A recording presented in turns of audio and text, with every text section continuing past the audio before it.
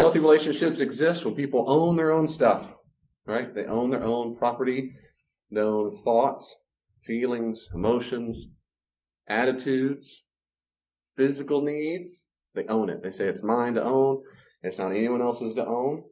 That is to say, I don't expect anyone else to come fix me and my character problems, my physical needs, and so forth. And I gave them one difference is, it's okay for Christians, especially spouses, to hope that if you're an invalid, you're in a car wreck, you can't move your limbs, you're in the hospital. No, I must feed myself. Well, then you're going to die. Those are extreme situations, but in normal situations, we don't do that. We don't expect anybody. And some of that tonight we're going to talk about with spouses in particular. I think so. If not, I'm going to bring it up anyway.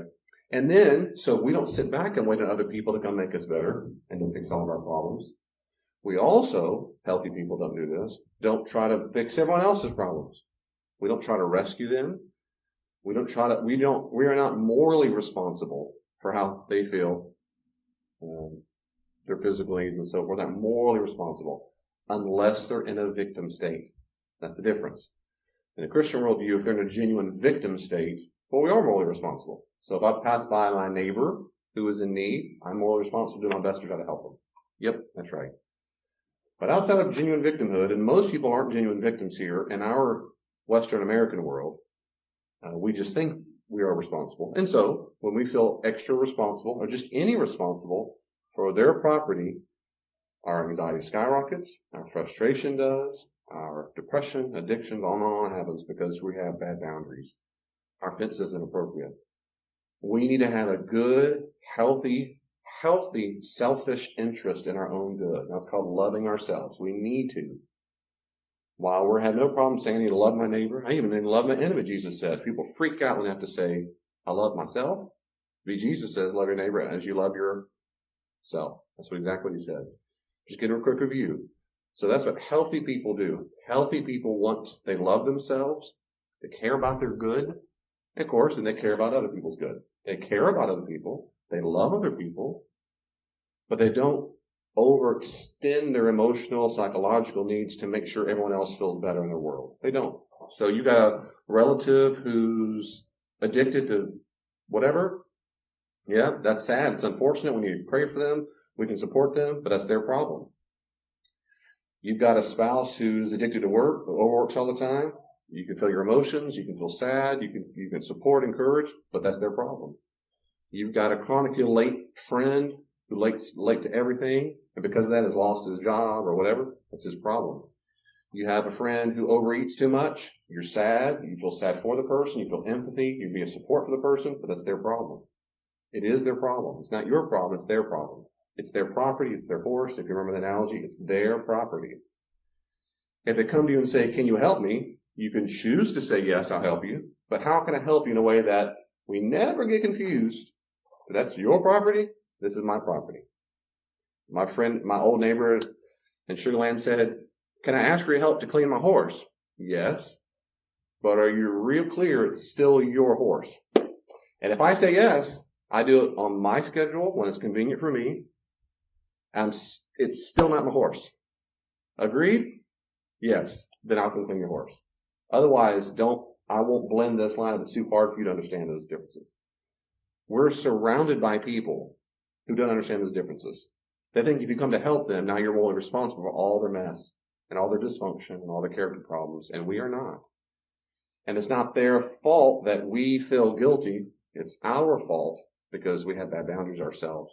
So that's kind of what's going on overall in a nutshell with healthy boundaries with other people, boundaries with the self. I'm going to move on. Any question or comments about anything at all that you want to cover, especially in person now that you're here? If you have any question, comments, anything at all that's covered.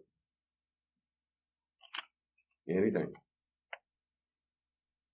People watching online? Nothing? I'm curious though, since last time, because I like hearing little victory stories. I've heard a couple. I won't repeat them because they haven't, unless you want to share them. But any examples this last week of even a little bit doing better with your own boundaries? Just, hey, it was a good week because I did blank. Even if it's just a baby step, it doesn't matter. Did anyone do any better with your boundaries this week? Whatsoever. And then you want to share it. Nobody? Okay. I know you do well. Just don't want to share it. You're nervous. Okay. Let's go to this. Healthy boundaries with my spouse. You might say, David, I'm not married. Who cares? And that's a good question if you're wondering who cares. Well, I care. I care about you. And you don't have to be married to learn from this. And the reason why is because one is if you're not married, maybe one day you will be. But two, in my experience working with people in counseling and doing this class for so many years, is that any amount that you keep hearing boundaries put into practice over and over and over and over, it's going to help you. So it's just good to hear it over and over and over. And the third thing is, not in a judgmental way, but you can really start seeing clearly all the healthy or dysfunctional toxic relationships you're surrounded by. People like me see all the time. You just see, not to point out and go, oh, you're awful and sinner, but to say, that's what he was talking about. I don't want that. I don't want that either. Oh, I do want that. They're doing that very well. I'm going to do it like that. So that's the kind of stuff we can do in the learning. Now, I will try my best to keep this pretty short because I do I have a whole marriage workshop I will do in February, and it covers 10 major things. I also have a podcast series on this called Healthy Marriages on my podcast. You can listen to it. It's called, my podcast is called A Glimpse of the Kingdom. You can find it on my website, davidpendergrass.com, or any podcast app you use. You can just search in A Glimpse of the Kingdom or David Pendergrass, or I think that's Dr. David Pendergrass. I've got a whole series you can search for healthy marriage, and I have 5 healthy beliefs and 5 healthy practices. I've got to record the last 2 practices. I'm almost there, and I really slow down and spend time on all of it. Not this, it's my own stuff, but it's related, but anyway. Okay. The first thing is this on becoming one flesh. Okay, I'm looking at page 9. Healthy boundaries with my spouse. The belief that man and woman become one flesh is a physical reference, of course, to intercourse. It is. I mean, that's exactly what every ancient Jew would have thought. And the little footnote, because I'm a Bible nerd, this is just to make sure you understand this. In ancient Judaism, and for most people in the ancient world, frankly, sex was the act only married people did, which is why in Judaism, if you had sex, you must get married afterwards, because that was you are de facto married. De facto, it's like in our today's world, if you time traveled an ancient Jew to today, and you met a couple and said, hi, this is my boyfriend, girlfriend, where do you live? Well, we live over there. What do you mean we live over there? We live in that house together. Oh, you're married. Like, it would be de facto. As soon as you moved in, you're married. And the ancient world, it was that way.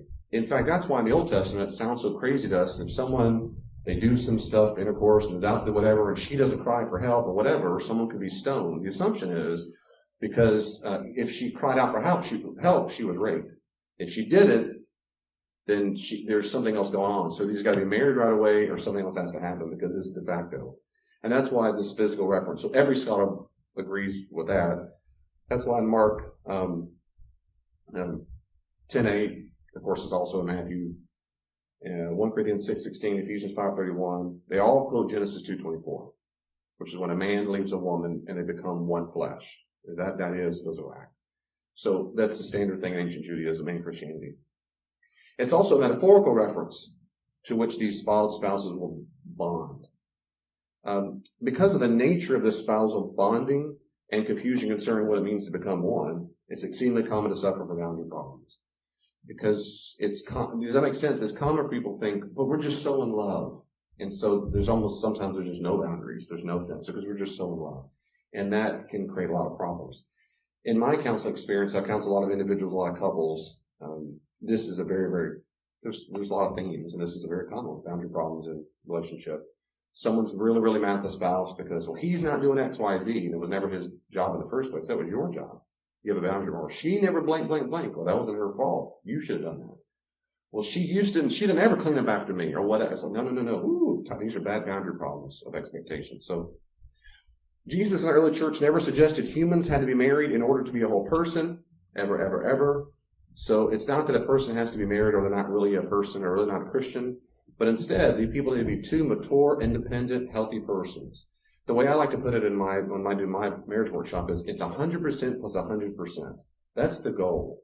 Well, David, none of us are 100%. That's true. But at least they understand and believe I am supposed to be 100% responsible for all of me and 100% mature, and I want to marry someone who gets it 100%.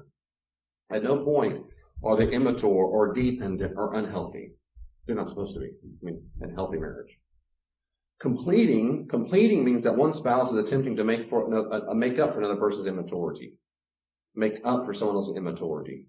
That's bad. That's unhealthy, and that's many, many, many, many couples. You complete me. Remember Jerry Maguire? Come on. Pretend you're not Christian for a second.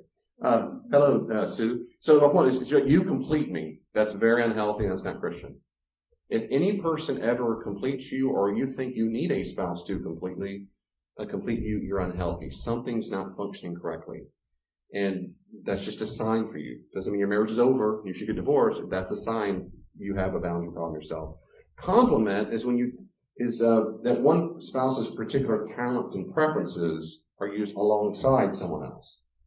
And the analogy I like to use all the time is the movie Stuck on You with Bob and Walt Tenner. It's got some inappropriate parts, but overall it's a funny movie. And so have you ever saw Stuck on You with Greg Kinnear and Matt Damon? They're conjoined twins. They're conjoined at the side. And it starts out where they grow up in the Northeast and they run a burger place. And then one of the brothers wants to go be an actor, Greg Kinnear's character. But Matt Damon's character, the other one is conjoined. He hates being in public. Well, they finally go out to the West to do his dream. And Matt Damon, he's just sweaty because he's so nervous to be on stage. And then Greg Kinnear is just acting away. And it's a good comedy. It's silly. Well, anyway, eventually in the movie, they decide to get divided, get split. So they have a big surgery, and they divide up. Well, then Matt Damon, who was a nervous wreck, he moves back to, I think, Boston, wherever, New England, Rhode Island, or whatever, Vermont. And so now they're on the West and East Coast, and of course in the movie they go through Great Depression because they've never been apart in their whole lives, and on it goes. Well, eventually Greg Kinnear flies back to the East. They meet up there in that restaurant, and it's kind of big homecoming. I missed you, bro. I missed you too, and whatever. And then they kind of get back together, and it cuts to the very last scene of the movie. Greg Kinnear is coming back to the old theater, and they're walking up these stairs. And for a moment, as they walk up with each girl, they have different girls on their arms and girlfriends. As they walk up, the two of them are attached together, just like it was the whole movie before the surgery. So it's first confused, like, I don't understand. And they walk up, and then it rips up Velcro. And he goes, all right, go break your leg. All right, see you later. And they go and sit down. And as soon as I saw, I know I'm a nerd, but I did. As soon as I saw it, that's marriage. That's marriage. It's two completely whole, independent people who choose to get Velcroed. Before, they were not a healthy marriage. Before, they shared and enmeshed so much, the organs were all shared together, and there was no clear boundaries. After the surgery and Velcro together is exactly how it's supposed to be in real life. You don't ever want to complete another person. We share hearts, we share spleens, we share emotional moods, we share attitudes, we share all of our emotional deficiencies, we share each other's addictions, we share each other's wounds. No, you should not want that. You want to complement. That is to say, you're Velcro, you both choose to be together, but you're always completely independent and fully responsible. It's like having two people who have the emotional property. They're very firm on the idea that it's my responsibility and this is your responsibility. Here's some abilities that cannot be completed by a spouse. That cannot be or should not be rather. Connect emotionally. That is, a spouse just doesn't connect with you. And this typically ends up being the male. It's the stereotype, but it works. It's just true because most of the time it's the husband who's so distant. Hey, honey, how was work? Fine. Sits down, pops his feet up, drinks a beer, watches the game. Won't have a conversation. Dinner's ready. Comes, sit there and quiet. The kids, how was school, kids? And then he watches more TV, goes to bed, or goes out to the garage to work on tinker. But as much as possible, the man stays away from the family responsibilities and stays emotionally distant. That's typically how that works. Not always. Sometimes the exact opposite. The woman's that way. But when the wife tries to feel so bad to make up for his deficiency, it creates boundary problems, creates anxiety, anger, frustration, sadness. But that's what can't be completed. It means your husband's immature, and he's got to work on that. He needs to work on that. It can't be completed. Be vulnerable and share feelings. You can't complete something like that. It's up to this person to be able to share that. You can't say something, share. Come on. That's up to them to do that, to develop that skill set. And typically when it comes to feelings, most of the time men are simply not trained to do it. They weren't trained to do it. They weren't taught to do it. They weren't modeled it, and so they don't know how to do it. It doesn't mean they're all villains. A lot of times they're simply ignorant. They know how to change a carburetor, change the tires, shoot a duck, but you ask them if they've ever journaled in their entire lives. Ask them if they ever cry. What? I mean, there's they don't know, and that's usually they weren't trained, and that's a parenting problem. And I'm going to talk about them next week, healthy boundaries and parents. So the parents are to blame, and then they become adults, and it's they're to blame, because unless the man can't read or can't listen to free lectures or free audiobooks, then he's just being lazy. And so then it's still his responsibility. But it's usually not taught very well. As a man, it's usually not very taught well. I'm going for a long time about that. So you don't complete your spouse by saying no. Your spouse, you don't say no for your spouse. Your spouse says, no, let me get that drink. No, you've had enough. That's not your job. That's not your job. Have initiative, be proactive. I'll go this quickly. Grieve. It's not your job to make sure your spouse is able to grieve and process wounds. You don't chase after them. You're not responsible. You're not responsible for them being responsible, being a grown-up. Accept imperfections and have grace and forgiveness. These are things you can't make a spouse be forgiving. Think for yourself, express opinions. You can't make your spouse have a self. You can support it, you can encourage it, you can say, what do you think? But you can't make your spouse have a self. Individual healthy people are supposed to have a self. Have an opinion when they do, and say it when they have an opinion. But it's okay to have different opinions. Understand they have talents and use them. Take responsibility for spiritual, emotional growth. We can list a long list of things that spouses are supposed to be responsible for. And you don't complete those things for people. Your spouse is a human person, not a means to an end existing to meet your needs. In fact, I would say, of course, nobody is, right? Your friends aren't. Your pastor isn't. Co-workers aren't. We're not a means to an end to make sure all of your needs are met.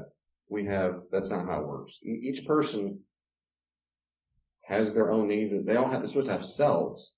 And so if you're using a spouse to get your needs met, and your needs will be character deficiencies, like you're immature, maybe you're an addict, maybe you're chronically late, maybe you talk too much, maybe you're shut down emotionally, whatever those deficiencies are, and you have a need to grow up in that area, your spouse is not put on this earth to make sure those things are filled up. If your tank is at 40%, it's going to be 100%. It's not your spouse's job to make sure you get to 80%. It's never your spouse's job, ever, ever, ever, ever. From the day you got married until the day death do us part, ideally, if they're normal, healthy people who aren't doing all kinds of junk that then demands a divorce, when that happens, they're supposed to be independent people who are responsible for that. So, Dave, well, I am immature. I am at 60%. Okay, well, good. Own it. Get counseling. Read the books. Grow up. But it's not your spouse's job to make sure you grow up, and that's the point. So there's a difference between complement and complete. Any questions for me on that? Any questions at all about complement versus complete? Anything at all? Anything online?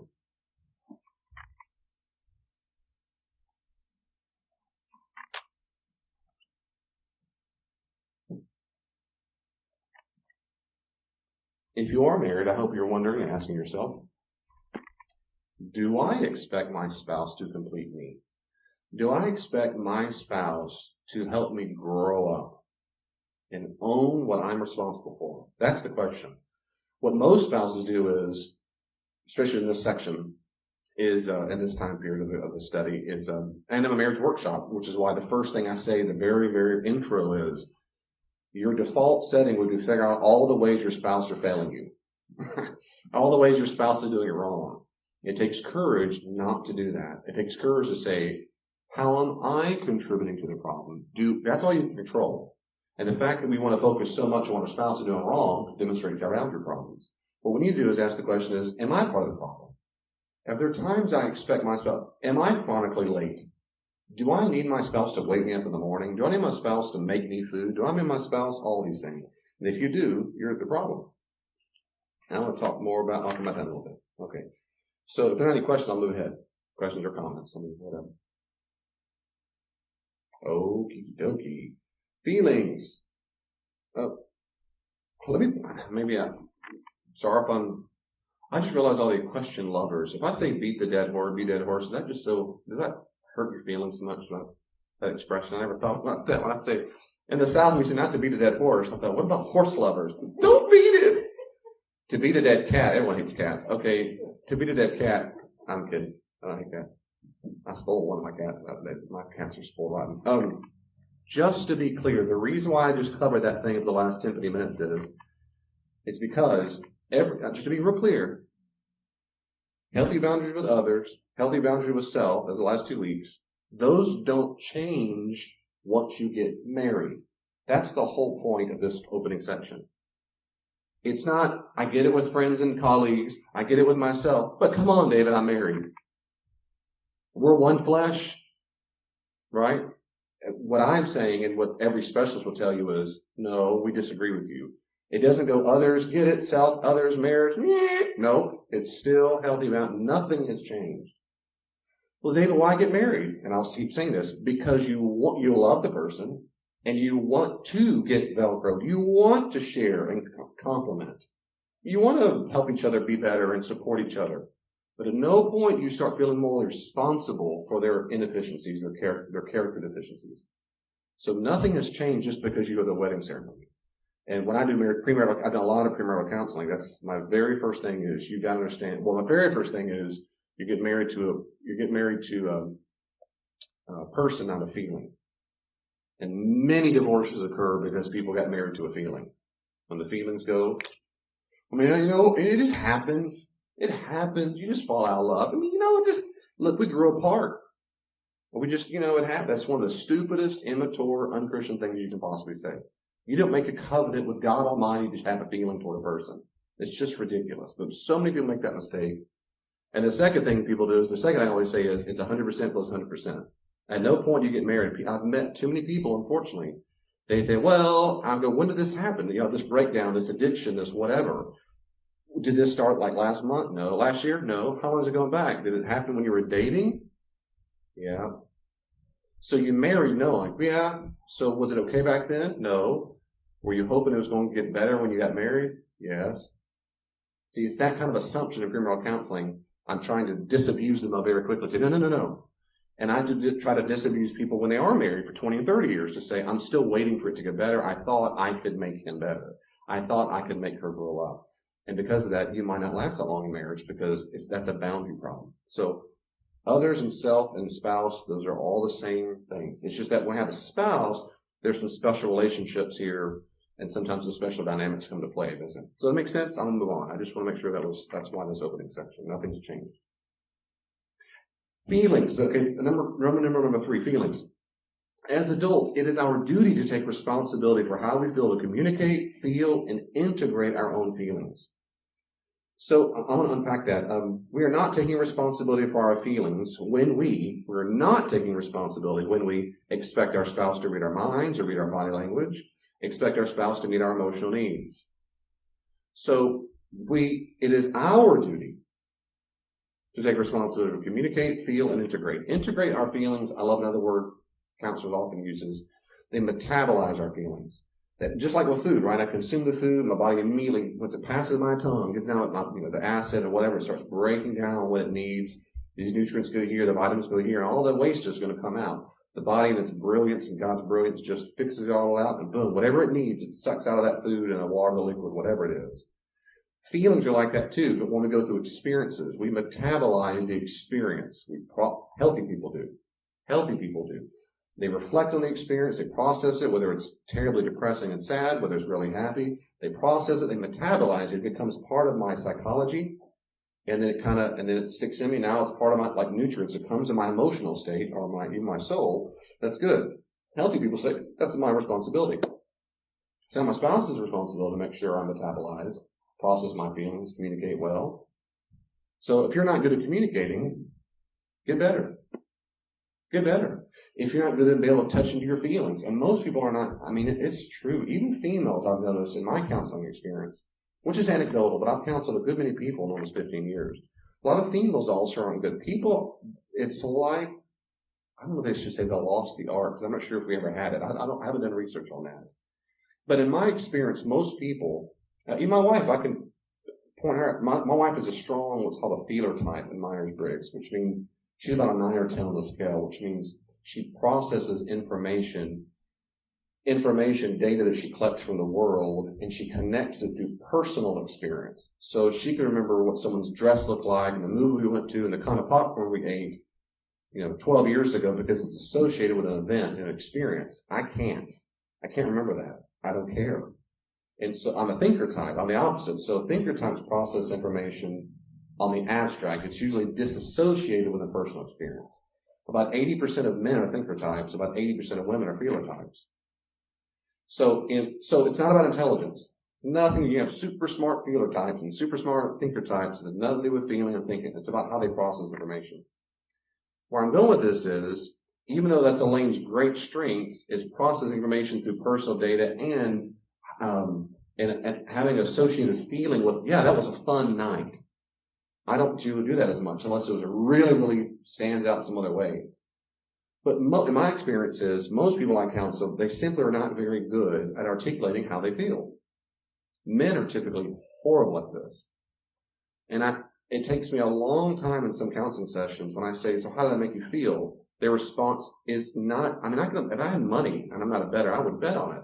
Their response is not going to be a feeling word. It's going to be what they were thinking. I just feel that she's dumb.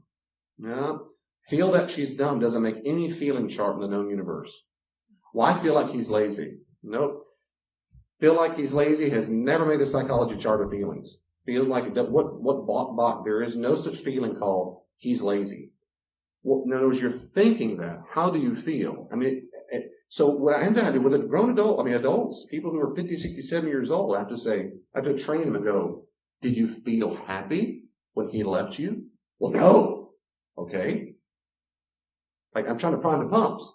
Did you feel sad? Well, no, he's just a loser. Okay, gotcha. You think he's a loser. How does it make you feel that he's a loser? My point is it's just so difficult. We don't really train that much anymore, I guess. My children we train. What I'm saying is I could spend so much time on all these words, but these taking responsibility of how we feel, I'm trying to encourage you, particularly if you're male and you're listening to this or watching this, we are typically by default more deficient because we're probably more thinker types, so we tend not to think according to how something made us feel. 2, we're just not trained in doing it. But even if we are a feeler type, it has to be trained. It has to be trained. You have to get used to it. And it starts ideally in childhood, but if you didn't start in childhood, David, I'm not a child anymore. Start now.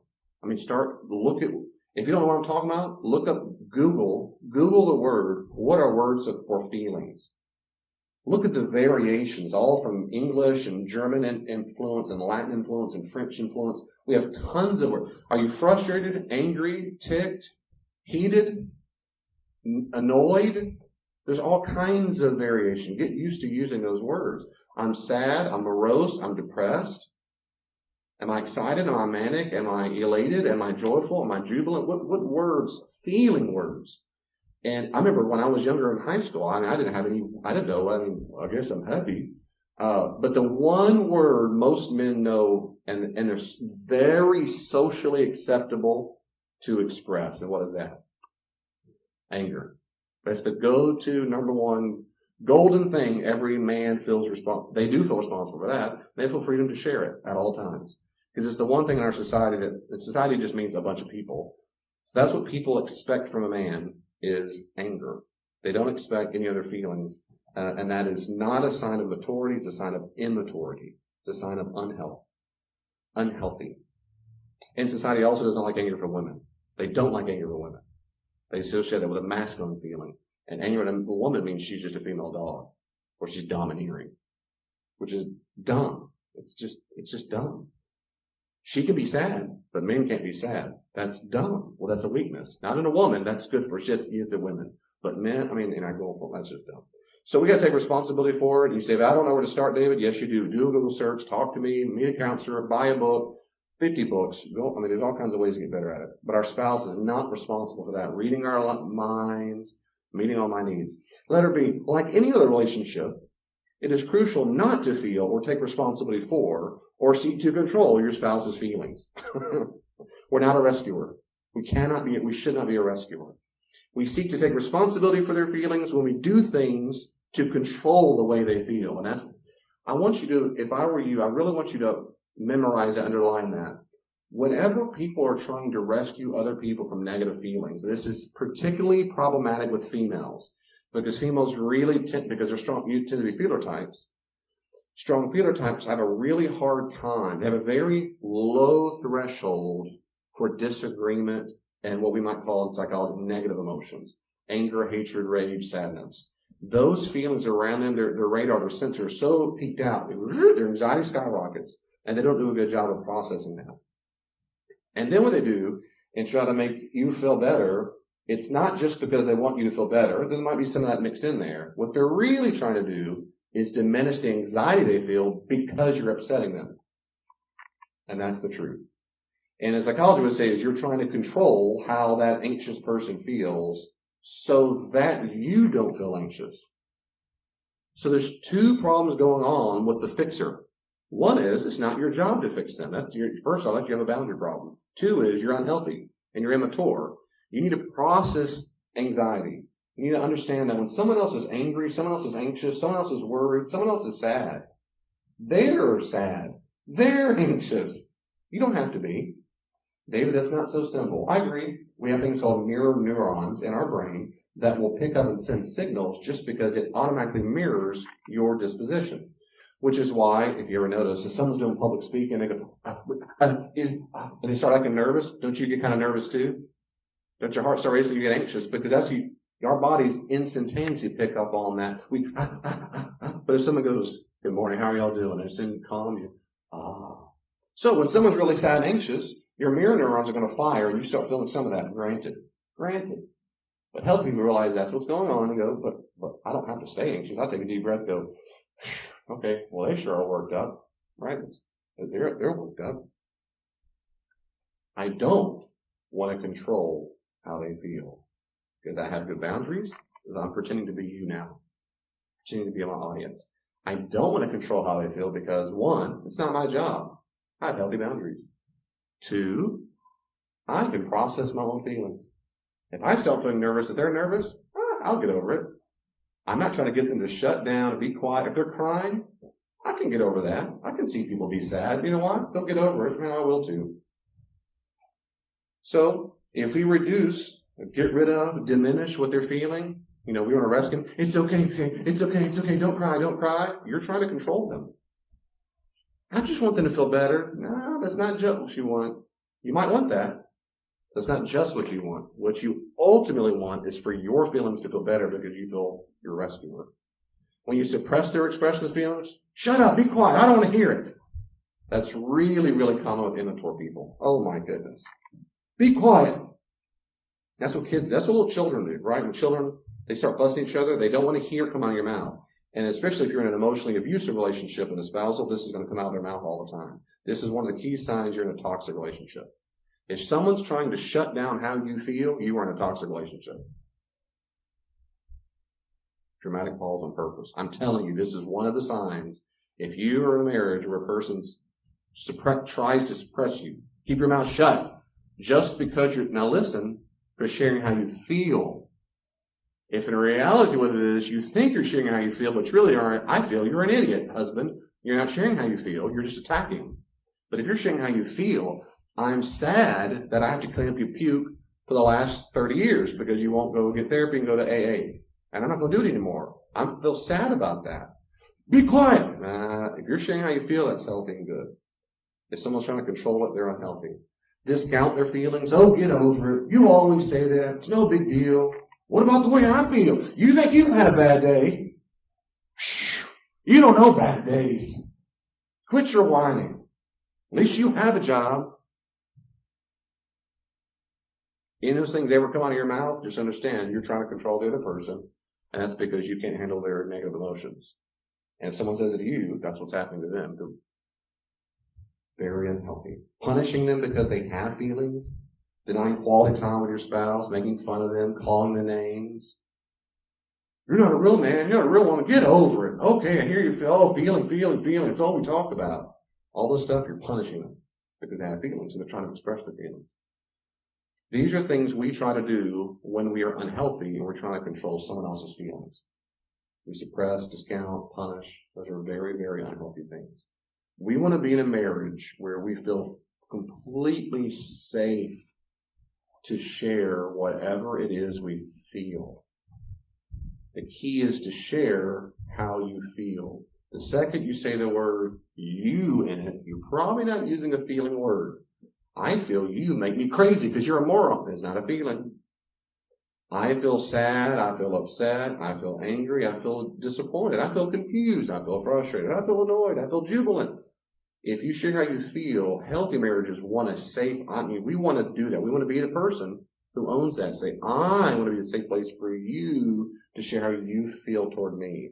I can't control, and I don't want to control. If you can do it for me, I hope you can. I want to be married to a spouse who's safe for me to share.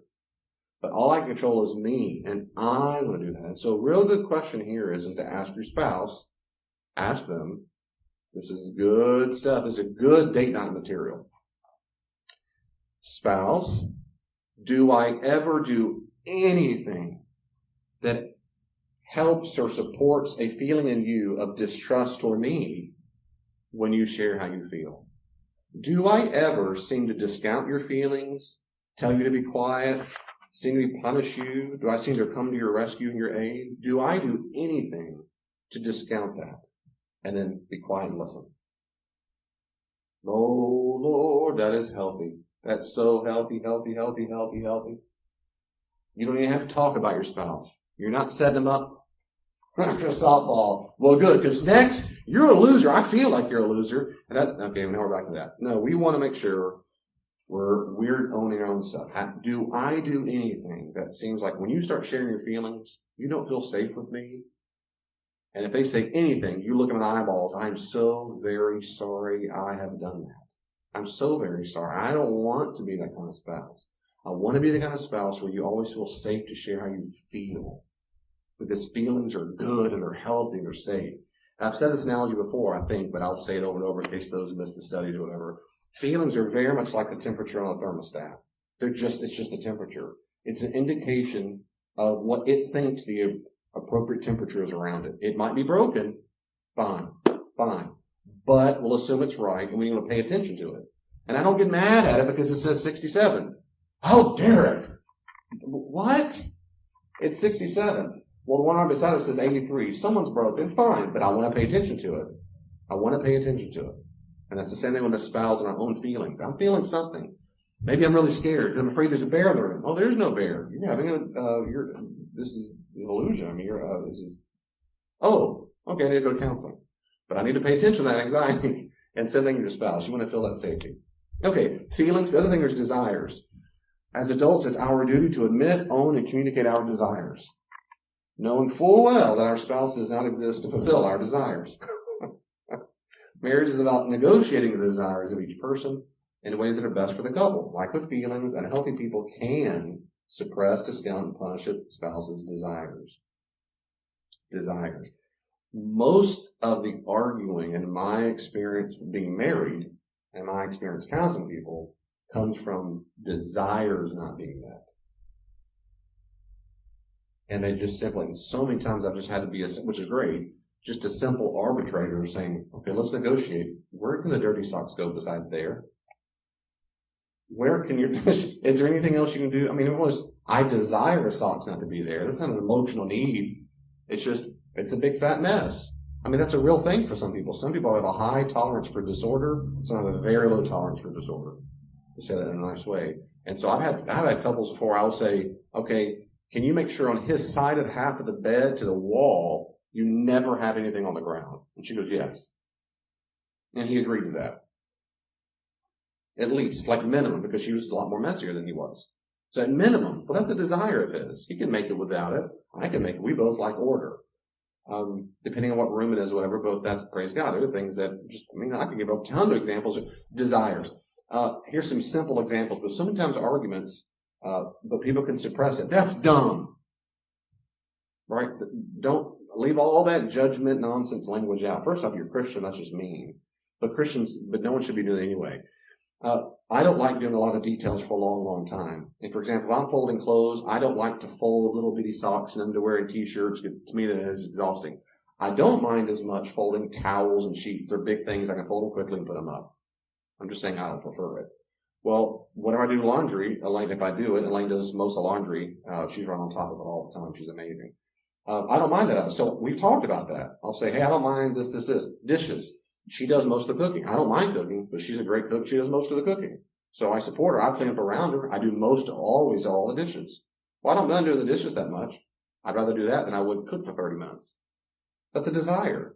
It's a desire. Whose responsibility is to make sure that I eat? Whose responsibility is it to make sure I eat? It's okay to talk. It's my responsibility. It's my responsibility to make sure I eat. My responsibility. And that's period. And I have a whole thing in my marriage workshop, but it's on my podcast as well. That's the difference between a need and a want. But here's the way I like to think about it, because this helped me tremendously years ago. There's a difference between a need and a treat. Need and a treat. Every once in a while, Elaine will make something. Let's say she makes cookies or something. We don't eat tons of sweets, but let's say she makes cookies. And I'm sitting there, working on my laptop. She might bring a cookie to my mouth. She'll hear it. She doesn't say anything. She knows I'm okay, cool, thanks. So I'll start eating. That's good. Thank you so much, honey. Now, by her doing that, literally feeding my mouth, feeding me out, and then she goes, she's been sweet. Sometimes she can get a cup of milk. She'll put it to my face. Just being sweet. Okay, thank you. Awesome. Now, that's just a treat. It's a treat that she made it. It's a treat that she's literally feeding me. Now, I know that's a treat because I'm not an invalid, right? I'm not in a prison. I'm not in prison. I'm not in a hospital bed. I can do it myself. Okay, that's cookies and milk. What about grilled chicken? And she still made dinner. Is that a treat or a need? When she made it and put it on the plate. The answer is, come on, Elaine, help them out. It's a treat that you made it. Whose responsibility is it to make sure I have food? Mine. It's my responsibility. Every single time a spouse meets your need, every single time, just a treat. It's just a treat. Here's the sign you're not ready for it. The second your spouse stops meeting that need and you start resenting it, you got yourself twisted. Is that what they say these days? You've gone crazy. You got your wires twisted. I'm telling you, and this is what happens to so many marriages. Where's dinner? What?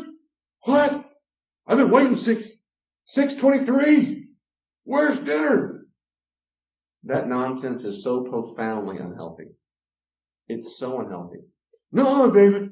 No, I earned the bucks. I work hard. I want dinner on the table. You said it just right. I want dinner on the table. You're exactly right. It is what you want. And like a little child, when you don't get what you want, you start screaming and slam your hand down and calling names and start yelling at your spouse like a little 4-year-old. You wanted it. You didn't get what you want. Therefore, you're acting out like a baby. You should have big grown-up diapers on and a big little pacifier in your mouth, because that's what's happening. And here's a big old grown man like a big old gorilla screaming and yelling at their wife, because dinner's not on the table. You're all messed up. It is my responsibility as an individual human being, as much as I can help it, by God's willing to give my daily bread. If I'm hungry at the end of the night and the end of the day, it's either God's fault because I did everything I could and God didn't feed me, or 2, it's my fault because I didn't go make sure I made that bread and caught that fish and catch whatever. It's my responsibility.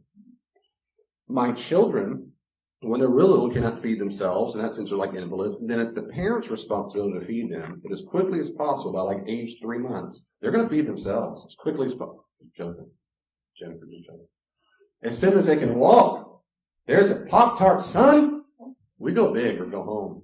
Well, they grow up as soon as they can at age-appropriate levels. It's great to be married to a childhood specialist who knows all the appropriate levels. As soon as possible, you start training them how to start feeding themselves. Right? You feed them with a spoon, then they do the spoon themselves, on. Well, that never stops. What happens over time is we give them more and more. I am less morally responsible for them having food in their belly the older they get. I am morally responsible for supplying the food around them they can get it, and healthy food around them. Obese children are parents' faults. Children don't have jobs, they don't have income, they can't drive themselves, they have that junk food, that's your fault. That's a parenting problem. That is not a childhood problem. It is not, no child is born at 100 pounds and he's a foot tall. No child's like that. And so that's a parenting issue. And so my job is to make sure healthy food is around. So as Hayden and Julia grow up and grow up, I'm still morally responsible to provide the resources for them until they get more of an adult and get a job and move on. It's like that with being a spouse as well. At no point my point here, those are desires to have someone feed me. No, it's a treat. That's just a treat. And you'll know your test if you got all twisted, if you're mad at that person for not meeting your needs.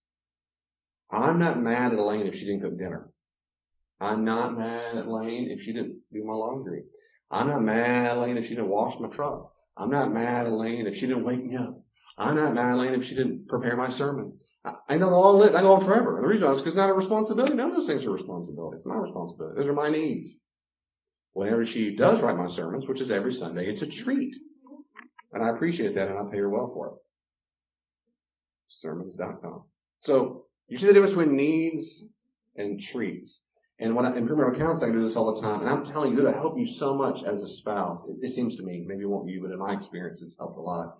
If you'll help your spouse make that distinction, even in your own mind, this is a treat. And I say, thank you for the treat. Thank you for the whatever. Especially if you're getting used to the vocabulary. I don't do much now because I don't resent her if she doesn't do it. It's my job. It's my responsibility. My responsibility. And we can, and people say, well, what if they agreed to do it, they didn't agree, whatever. But if you have questions, we can stop now. Any questions or comments about that? I'll move on. This next part goes pretty quickly. So, any questions or comments?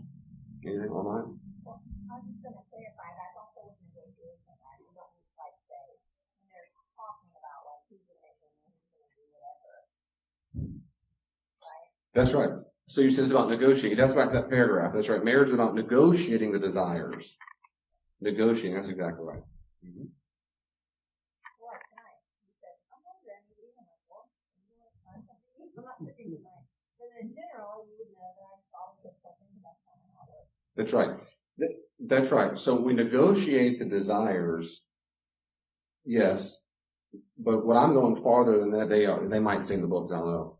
What I'm going farther than that is to say, we do negotiate the desires like, I want to clean the room. I would love it if you would prepare your meals because you're so good at it, whatever. We can negotiate that all day long, always understanding it's never your responsibility to do these things. The second I think it's your responsibility, I will resent you or be angry at you when you didn't do it. Desires and wishes and treats are not their moral responsibility. Ever. I want Elaine to cook because she's a better cook and I love being served. That's my top love language, Gary Chapman. I love it. I'm at Bill warm and cozy on the inside of it. It's so sweet. I love it. But it doesn't matter if she doesn't.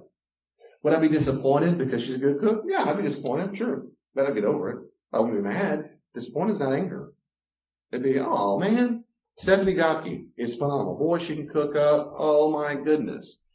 Would I be disappointed if I was near her in a kitchen and she didn't make food for me? Sure. Am I mad at her? No. I mean, you see the difference? It'd be ridiculous. It's no difference between Stephanie, who's a friend, Christian sister in Christ, versus my spouse. There's no difference. Well, you're married. No, we're back to square one again. There is no difference in that. There's no difference. I didn't marry Elaine so that she cooked for me. Like a mercenary. Some people do get married for that reason. I got married to a masseuse because I knew I'd get free massages. Really? Was that in your vows?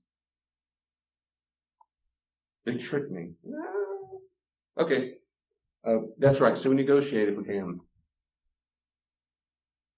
Communication between two adults. Healthy spouse. Because of time. How are we doing? Okay. Well, I might come back to this. See how we're doing this because this is. Healthy spouses communicate their needs as adults. Okay. This is what I put are the two most common miscommunication problems I ever meet in counseling. Ever. These are the top two. If you can imagine for a second, I don't have a dry erasure board. I'm going to eventually get one, but if you can imagine for a second, three circles, three ego states. So we have a parent, adult, child. Parent, adult, child. PAC.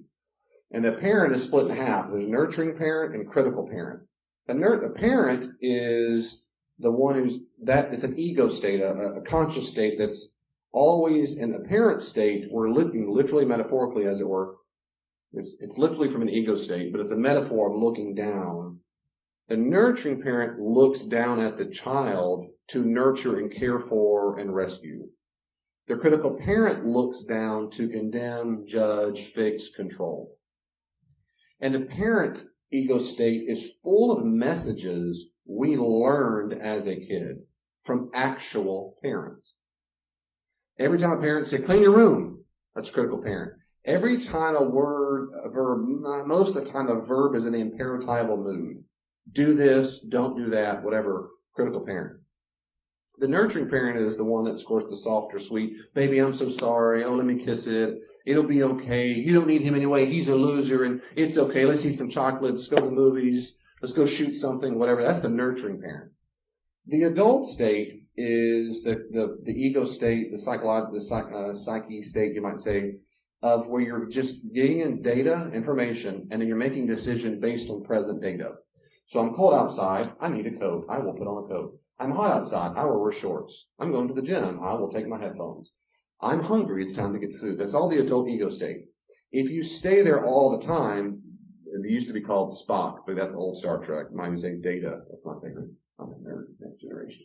Or you might say it's a robot, it's a cyborg, whatever. The point is, if you stay there all the time, it's actually, did you know that, blah, blah, that kind of stuff.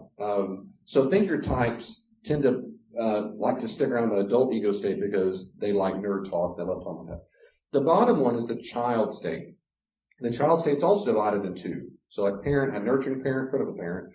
The child has the adaptive and the rebellious. Basically, the natural child, you might say the natural. Okay, we call it natural child state. The natural child state is the one that feels. The child state feels. Child state feels. Adult state thinks. The parent state, I think commands, or I can't remember what that word is. But anyway, the child state feels. That's the jubilance. That's I broke my leg and I'm sad. That's the child ego. That's the natural child state. That movie was funny. Ha, ha, ha, ha. That's child state. It's all fun and games. The part of you that just, it's fun, happy. Any kind of emotional state, sad, anger, rage, that's all the natural child state. The rebellious, or I think it's called the adaptive rebellious child state, that's the one that's also emotional, but that's the part of the ego state that wants to rebel. They don't like rules. People who stay in the rebellious child state, they can be called the black sheep, they can be called there's different ways. They're called scripts. People live here all the time. People who stay in the natural child state all the time can be a clown. They're always looking to be funny. They're always telling the jokes. They're always the center of attention. And so you have different people fit their roles. Now, I can go on for a long time. I've taught classes the last several weeks on this. What I'm describing is called transactional analysis. And this have several things in my life that changed my life. This is one of them. Not only is this a phenomenally good insight that Eric Burns came up with of how people relate to each other, but also what we do on the inside. And the counseling has been invaluable in my ability to help my own self, but also help other people. Every single time any word comes out of your mouth or a message, texting, typing, whatever, anytime you ever communicate to a human being, Eric Berne called that a transaction. And every time you receive it, that's a transaction. You can give it in one ego state, adult state, but you receive whatever they said in a very different ego state. It happens fast. People can bounce up, down, up. They can switch parent, child, parent, adult, parent, child in a conversation. So right now, I'm teaching this class. I'm staying almost always in my adult state because I'm teaching information. I'm trying to be my child state some to encourage you and laugh and be silly. To be silly. When I encourage you, I'm being a nurturing parent. I'm doing that on purpose. But in general, when I'm talking and giving these talks, I'm in adult state. And I go for a long, maybe after we have time, I'd be happy to come back to this and talk more about it. Spousal relationships, if they're not careful, they get stuck in one of these ego states. Healthy people oscillate. Unhealthy people don't oscillate. They pick one and stick around, and that's what's comfortable, and that's not good. It's not healthy. So, does that make sense so far, what I'm saying? Basically so far. Okay, in communication with spousals, here's the top two miscommunication patterns I've seen using that vocabulary. And that is when a spouse is a critical parent and the other one is a child. This is the most common one. And by the way, it's also the most common, just telling you by statistics in my experience. This is the most common one. And secondly, it's usually the female who's the critical parent and the man who's the child. Because most men want to marry a mother. Most men are very insecure and never develop the strength, emotional strength that women have. Like I said, because they were never trained to do it, they were taught to do it, and they're very unstable. On the inside, they don't like. So the only emotion they really can tap into is anger. Almost a whole other gamut of human emotions they're not very good at all. And that makes them anxious. So that they don't want to talk about it. They don't talk about feelings. They don't go to get counseling. They get dragged into my office, kicking and screaming and crying. She wanted to come in the first place. They're so scared to feel feelings and talk about them, where she's like, she can tap into feelings usually a lot more quickly. Because of that, he wants to marry a mama, and that's what happens. So usually he finds a woman who's like their mama in many different ways. That's just gross. That's basic psychology. And that's what happens. We tend to find what's attractive on the subconscious level. There are elements of a mom figure, whether it's literal mom or some other mom figure. Maybe it's a grandmother or an aunt or a teacher, these maternal issues. They marry to this. They find those elements they like in the woman, and then their growth is stunted. So if they never learn the capacity to cook for themselves, take care of their own needs, be on time or whatever, they want to marry someone who can take up all those responsibilities. Because why? Because their mom used to do it. They never had to grow up. Their mom did the laundry, the mom cooked their food, the mom made their own time, and they want to marry someone who does the same thing. It's just mommy issues. And then what happens is, of course, is that Phil's so comfortable, that's what they do, and then it's kind of cute to her because he's a little rebellious. He breaks the rules, and he's a little whatever, and I just help him I help him get on time, and he helps me chill out because I'm pretty worried and anxious, and he helps me just chill out, and he's so much calmer, and that's so cute for a few minutes, and then you get married, and after a few months, it ain't cute anymore.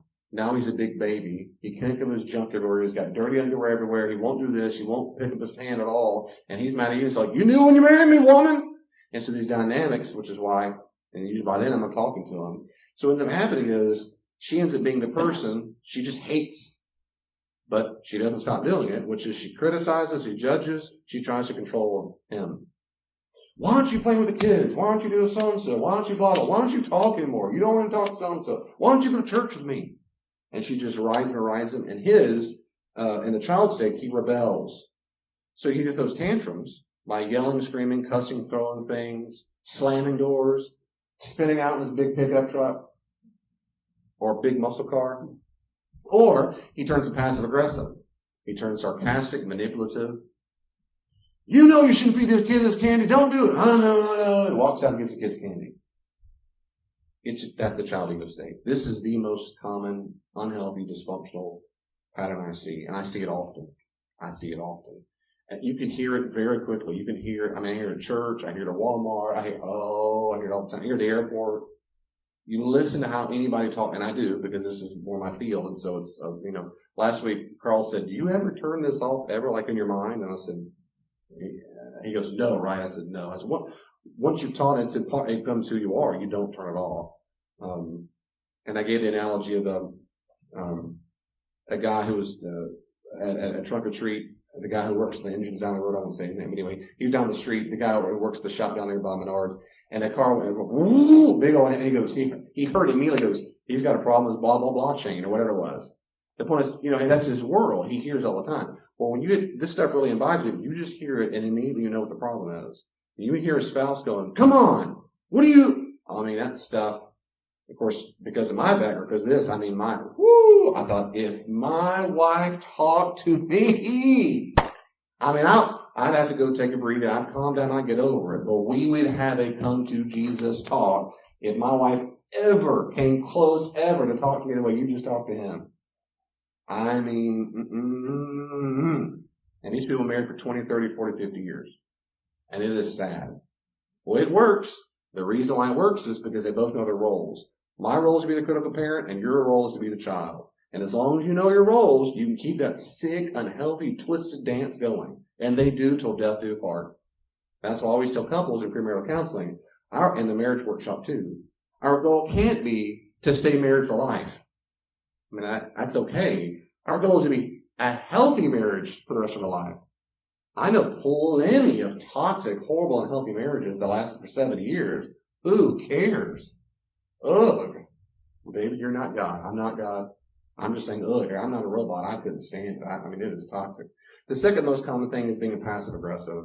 And that's when you simply you tune out. Instead of communicating your feelings, you seek to punish your spouse by tuning them out, doing the opposite, checking out. It's just the I don't give a rip. It's the I, and that usually is male or female. Typically it's the guy, but it's just the I don't care. I just don't care. Let me pause there real quickly and say, do you have any questions or comments about this or these things I mentioned, communication, anything at all? Anything?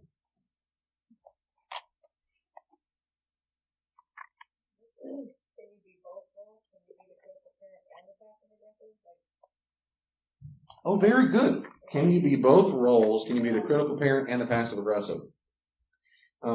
Technically speaking, you cannot be them simultaneously. What is you would switch. Absolutely, you can switch. You can switch the next breath. You can. If this were a lesson on transactional analysis, a lot of times I do that study after this study. I may not do it this time. Yes, you can. You can switch like that. You should clean up your shoes, blah, blah, blah. And that person says, you should clean up your shoes. And you say, forget you, throw the bird and walk off. That forget you, blah, blah, that's the passive aggressive child state. And you went from, which is critical parent, to, you went, and people can do that all day long. It's also one of the reasons why there's something that feels weird, out of place. If you ask someone from a particular ego state and you always expect the reciprocal ego state. So if as an adult, speaking to you now, I expect just emotionally I do, that your response to me will be from the adult ego state. If I said, how's it going today? And you said, leave me alone. Right? Which people do that. You go, well, Lord, she's crazy. What in the world? Eric Byrne was saying, I think this is such good insight. The reason why, what in the world? Is we weren't expecting that. Leave me alone is your child ego state. And running off. I was, what? People are unhealthy with bad boundaries. They go, what did I do? What did I do? What's wrong with me? And when they go, what did I do? What's wrong? They start feeling anxious. They're converting to a child state. Because the child is anxious. What did I do? What's going on? What's going on? I'm going to chase after the other child who's also had the feelings hurt. And I want to make sure, it makes me so nervous that person's nervous. And maybe they're upset with me. And since I can't deal with that anxiety, I'm going to try to make sure I control how they feel. I'm going to quickly convert from my child into a state of anxiety to being a nurturing parent. What's wrong, baby? What's wrong? What happened? How can I help you? Whoop, nurturing parent. Everyone's mean to me. Oh, I'm sorry. What happened? And then you just, okay. You're better? How was your day today? Right? That's some unhealthy stuff. So you can't do it simultaneously, but boy, you can switch. And this happens, at work all the time. Hey, Bob, how's the report coming? Stop bossing me around. What? I just asked how the report's coming. That's an adult thing. How is the report coming? Doing well. Almost done. Not going well. That's an adult question. That's it.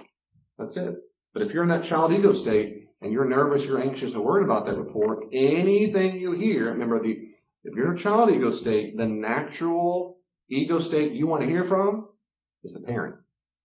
Children respond to parents, not adults, not in this ego state stuff. And what children really want to hear from is not the critical parent, but the nurturing parent. So if they're in that child anxious, worried state and someone says anything at all, they're so scared of being hurt some more, they interpret whatever you do as hurt as a critical parent. I hope you can make about 3 because we're looking forward to that report. I'm going to do my best. They want to hear is, you're going to make it, Bob. Don't give up. They're so good. I love that boss. Well, no, what you love is that person is nurturing you. And that's not their job. They're your boss. They're not your lover. They're not your Lord. I always say that. They're not your lover. You're not your Lord. They have no moral responsibility to make sure you're happy in life and you're less anxious and less worried. But that's what happens. And people transfer into bosses. It's called transference. We put onto them feelings that we would have toward a parental figure from our past.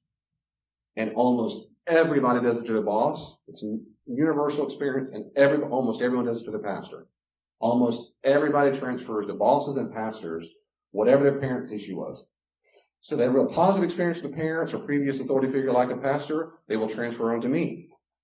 Hi, what's your name? Dr. Pendergrass, David, Pastor, whatever you call me. Yeah, he's a nice guy. Yeah, it's good. They come to me, they're already kind of a little open-hearted and minded. Because why? Because they had positive experience. They'll just immediately attribute to me positive emotions. Immediately attribute to me positive emotions. And I just met them. That's called transference. Or the opposite is true. And this happens a lot. It's happened at this church. They will immediately transfer to me negative emotions. It's happened. It's already happened a few times. And they'll come back and I apologize. I shouldn't have snapped. I shouldn't have X, Y, Z. But I've been hurt so many times with the previous pastors, which I say, I'm so very sorry you're hurt. I hope and pray you'll give me a chance because I'm none of those people. But I'm sorry you were hurt. I remember one time a woman at church, she said she was so mad and just mad at everything. She told two different people told these other authority figures in the church. Two different people. I just moved there. I don't know what it is, but I just want to argue with him. I know what it is. Right? You've got issues. You've got problems. And it might just be satanic. It might just be evil that's driving you. Or you might got some you got some transverse issues. I'm a very nice guy. If you're mad at me and you want to argue, I guarantee you there's something wrong with you. Because I hate arguing. You're not picking on some signals from David like he loves to get in your face and argue. I don't like arguing. This is all you, sister. And all you, brother, whatever it is, it's transference. So people do it to the bosses, they do it to the people, and when they do that, and that's why when pastors talk typically, or we joke, we tell stories, they tend to be much more extra sensitive. So if I go, oh, that looks good, they go, he didn't like it. He didn't like it. Well, I mean, come on. Why are you so sensitive to me? I know why it's transference, because they want daddy to be happy with them. And I'm not your daddy. Who's your daddy? I'm not your daddy. I'm not. That's daddy issues or authority. I'm not. I'm not your daddy. I'm not at all. Pastors are not your daddy. And all those issues need therapy for it. I'm telling you. So it happens, and I know that going into it, and that's just what happens. So, any other questions, comments about that? Very good. Anything else? Anything else? Arguing versus fighting, I find this very, very helpful. I'll make this very quickly. If you were to put a scale on 0 to 10, 0 means you're unconscious, you're in a coma or asleep, right? You're just unconscious. And 10 means you're trying to kill each other. I mean, just about. I mean, you're turning violent. The way I make the distinction, and I find this very helpful in couples, and you don't have to find this helpful, but I sure do. There's a good distinction to be made between arguing and fighting, and that's why I always ask the question very specifically. I will say, how often do you fight, or how much do you argue? Arguing is around about a 1 to a 6 or 7. Fighting is about 7 to 10. Healthy couples argue. Healthy couples argue. Unhealthy couples fight. Let me say it this way. Healthy couples never fight. Never fight. They do not do that. And so arguing is when you might even have a heated discussion. You have a discussion, maybe it's heated, about 2 different points, but you're trying to come to a decision that's mutually beneficial. The argument is about the topic. You want your spouse to win, get something he or she wants. You stay basically controlled. At no point do you feel like you've lost yourself, your voice, your inflections. You can raise your voice some. Because that's what normal people do when they're passionate. Come on, we always go to Chick-fil-A. You can raise your voice some, but you've not lost control. If you lined up some specialists, we'd say, were you screaming? They would say, no, you're not screaming. He always raises his voice. Well, is he raising his voice or is he really yelling? Once you get to 7, 8, 9, 10, you are screaming, you're yelling, you're cussing. You have lost the issue. You don't care about the issue anymore. You care about winning. And more specifically, you care about beating down your spouse so that he or she loses and that you win. And make no mistake about it, people who do that are doing that because they are so unhealthy and insecure on the inside. Their job is to beat down their spouse so that their spouse doesn't hurt them. That's all. This whole posturing, puff on your chest, I mean, when people start yelling and screaming in Walmart, where's help? You need a picture of the big pacifier probably on the big old diaper. They're just rampaging babies. They're just big babies. And in that moment, there's some baby, they're in a very much a child ego state, and they've lost control of themselves. It's frustrating, and you can make you mad, but also it's very sad. And it might help you sometimes feel empathy toward people who have lost control. Because they're in a sad emotional, something's going on, and there's a lot of wounds or something Maybe it's just immaturity that leads them to that place. And so when you start fighting, here's the key. When you feel the compulsion, when you get to level 7, 8, 9, 10, it's in you. And so the question always is, am I flirting with that 7 or 8 all the time? And people who tend to go from 1 to 7, 3, 4, 8, they just skip over. There might be anger addictions. You might have addictions just to anger and rage. You might have there's various compulsive disorders, a rage compulsive disorder, things like that. You just can't control it. You blow up. There's all kinds of things you can get therapy for. So sometimes it's a brain problem. Sometimes it might be a PTSD trauma issue. There's all kinds of reasons for it. All I'm saying is there's a difference. And healthy couples argue. Unhealthy couples fight. And so something's unhealthy, something's broken if you find yourself wanting to fight or needing to fight. And one little quick thing about that is, very, very, very, very often when I meet a couple who fights or they're flirting with that level, 6, 7, 8, you're getting real close so often, not every once in a while, my goodness. But if they find themselves going there pretty quickly, it's a pattern. Usually in my experience, they're doing that not because of a severe mental disorder or whatever. It's because at some level, one or both do not feel heard. They do not feel validated.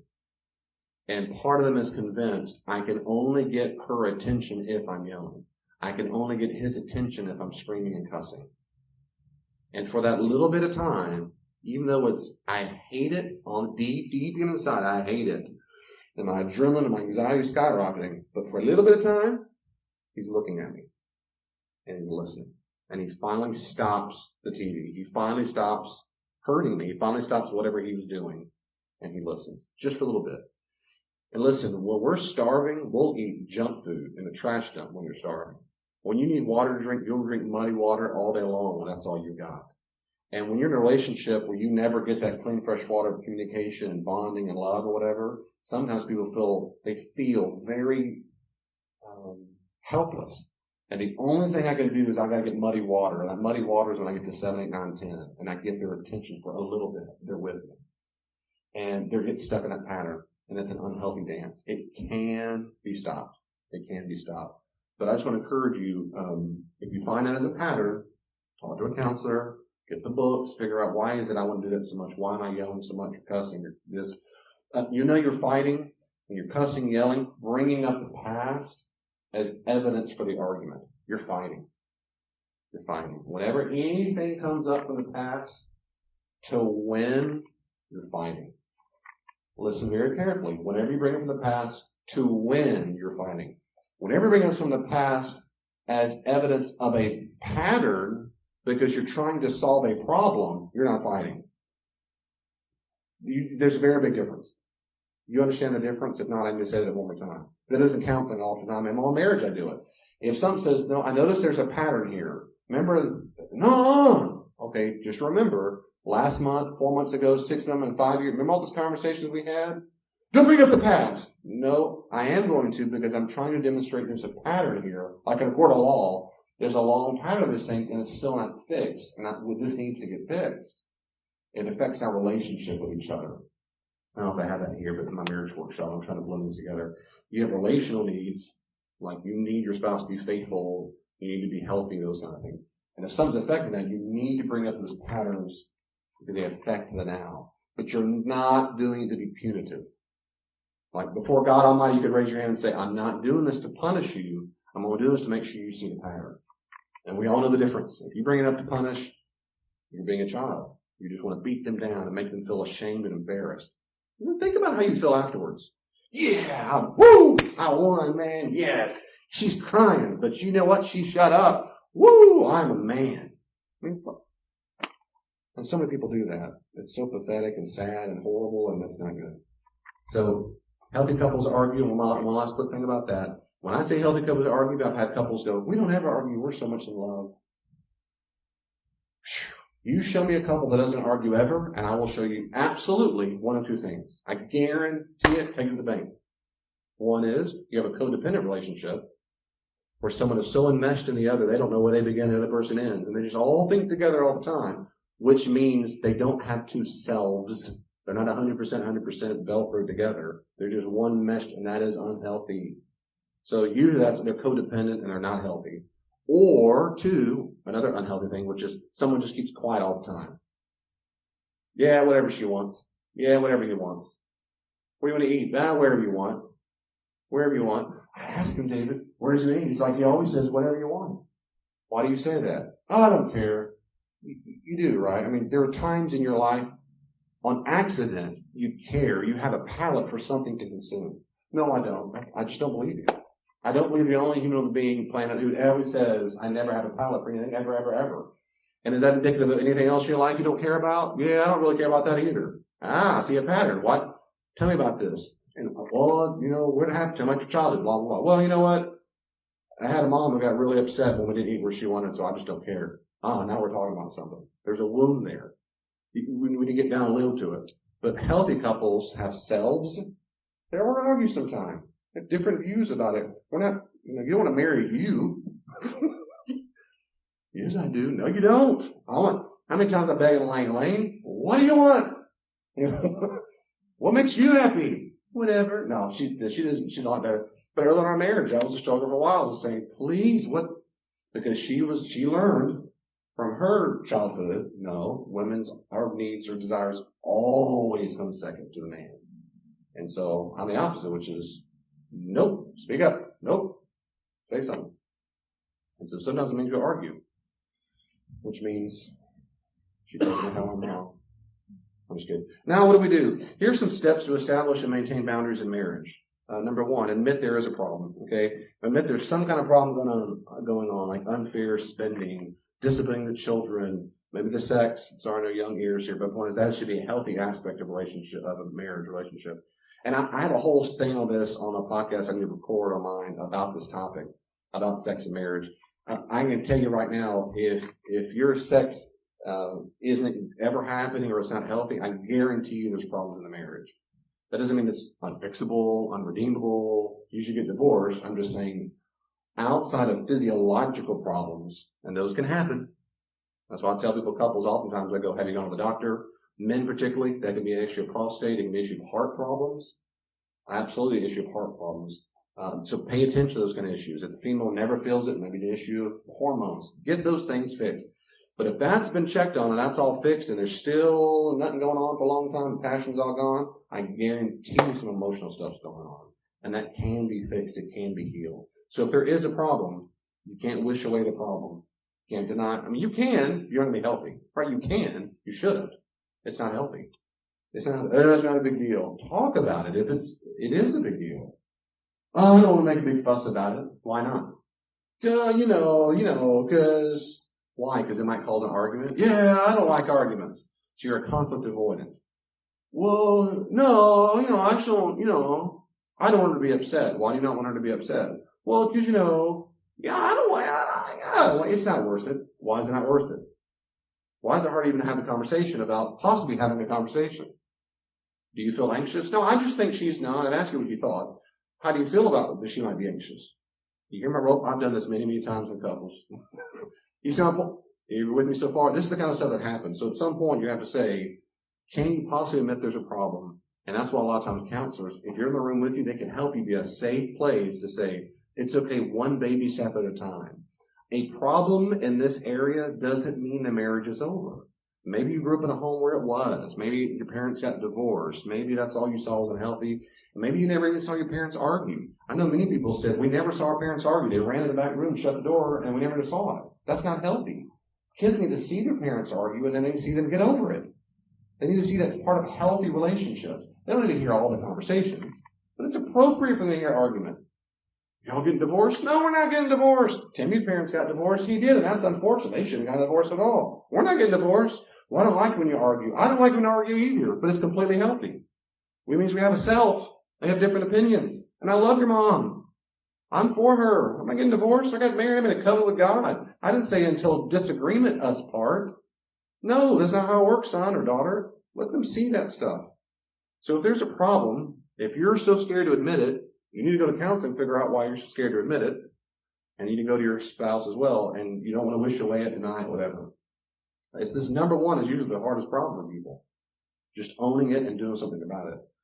2, you identify the specific boundary problem. So what's being violated? Now remember, boundaries are not always not ways to control others. It's the opposite. My boundary is that you stop talking. No, that's not a boundary.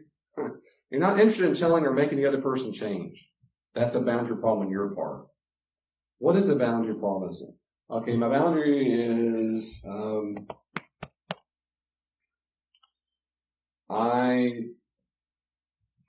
going to give a lot of examples, but also like for y'all to share some. I really mean that because I'm doing a lot of talk. Is there any example here that I can help you on, or anything you've ever heard of other people of a boundary problem? You can ask for a friend. That's okay. You can ask for a friend. Anything at all that, any kind of specific boundary problem that you can think of in a marriage that you've heard of, watched on television.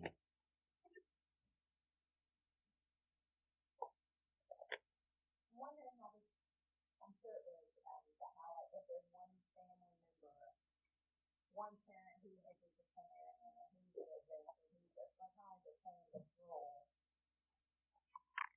How does that relate to that? So how does it relate to boundaries if one parent is a disciplinarian and the other one is not? Good. And in that example, healthy spouses both have equal parenting responsibilities. They both are morally responsible to discipline a child. If one spouse saw the other spouse, I'll use him and her. Let's say he's a disciplinarian and she is not. A boundary violation would be if he fusses at her all the time and condemns her and does all kinds of nonsense because she's not doing her job. And if you would just he's right. He's being a critical parent and he's trying to make sure she makes up for her lack of whatever. It's a boundary problem on his part. He's not responsible for her property. And her property over here is be a good parent, which means include being a disciplinarian. He's not responsible for that. He's responsible for him being a good disciplinarian. Does that mean he can never talk to her about that? Sure, he needs to talk about that. It should be co-parents. But the neighbors, their property line shared, they need to get together and have a powwow and say, how can we both be the best disciplinarians? If she refuses to listen, then they need to go to someone else, a third party like myself, to say, I'm trying, and he can show up and say, look, I just want to be a healthy marriage. I want to be the best parents we can be. And maybe I'm wrong, but from my perspective, it seems like I'm the one doing almost all, if not all, the discipline, and she's doing none. Maybe I'm missing something, but from my perspective, this seems very much out of weight. So, Doc, what would you say about this? That's what I would do. They can sabotage the other side. That's right. Like candy. That's right. So it's a boundary problem is that you're fussing at me. Well, fine. I'll give the kids, I'll do the kids whatever I want. I'll spoil them. Oh, so-and-so's a spoiler. Grandparents are horrible at boundaries. Usually. Grandparents tend to think that grandchildren are their children. And they're not. Grandparents are not the parents. Ever. Come give me a hug and a kiss. What? No. Go back to what I just said earlier, Grandma, Grandpa. Your spouse, your grandchild, is a human person, not a means to an end to exist to meet your needs. Your grandchild is not here to make sure you feel warm and fuzzy on the inside that he or she gave you a kiss. Oh, come on, just one kiss. That kid's freaking out. I want to kiss that old woman. Don't let him. Don't make him. Why would you do that? And I know exactly why you do it. It's because you don't want to hurt Grandma's feelings. So why do you do that? Because you don't like the way you feel when Grandma's sad because Grandma, like a little baby, didn't get what she wanted, her desire, when that child, a free-willed individual, chose not to violate their own wishes and their own physical boundaries to make sure she's happy, which means it didn't make you happy. And guess what happens? The child gets in trouble by the mom to deal with the anxiety that she can't process, so the grandma's not unhappy. And she becomes a means to an end for two different people. She becomes absolutely a slave to two unhealthy people in that act. David, that's dramatic. I don't care. That's exactly what just happened. Two immature babies who can't handle their own emotions made that grandchild do something she didn't want to do in the first place, and she has no moral responsibility to make sure grandma feels good about herself.